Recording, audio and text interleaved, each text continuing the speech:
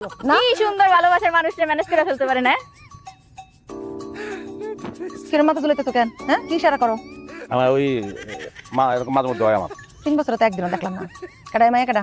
ভাবি আমার নাম সাথ। হাঁসের ব্যবসা করে একদিন এই আজ দূর কি কর না কো। আরে এটা আমগো বাড়ি। বিয়ে হইছে পঞ্চগড়। স্বামীর সাথে ঢাকায় থাকি। আইলাম 3 বছর পরে বাপের বাড়ি বেড়াইতে। ও আপনাদের মাথা নাড়ায় কি আমারে বলতে নিষেধ করতেছিল? বদি ভাই আপনি আমার চুপ থাকতে কেন বলতেছেন? এত আগের কাহিনী এখন বলে কি ক্ষতি আছে? আমি তোমার স্বামীরা সব বলছি। আপনি ভাবিরে কিছু বলেন নাই? খুব মাইন্ড করলাম বদি ভাই। কি কাহিনী?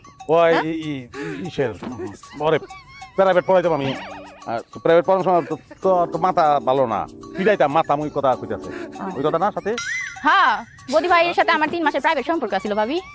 প্রেমের সম্পর্ক ছিল। আমার জামাই আমাকে 3 মাস প্রেম করছিল। পরে 3 মাসের মাথায় বাপ মা জোর করে বিয়ে ঠিক করে দিল। বাপ মার জোরাজোরিতে কি আর কোনো বিয়ে করে লাইলাম।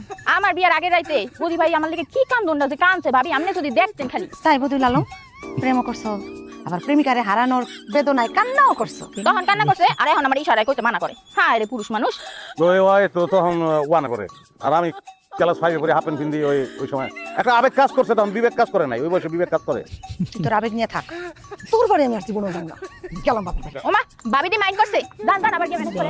লাস্ট মেরে শুনতে ভালো দিবি তোর লাগে 3 মাস প্রেম করছি তোমার 3 বছরের সংসার দালাই দিবি ওই তোর স্বামীর লাগে দেখা হইব না আমি কমু রাইতে তুই যাইতি আমার কাছে বানায় আর কথা ভাবি আমরা কিন্তু রাইতে দেখা করতে হবে। আমার নিয়ে পালাইতে কইছিলাম তখন তো পালাও না। এর লাগি আজকে প্রতিশোধটা লয়ে লইলাম। আল্লাহ করবে আল্লাহ বিচার করবই। প্রেম করছি বিচার করব না।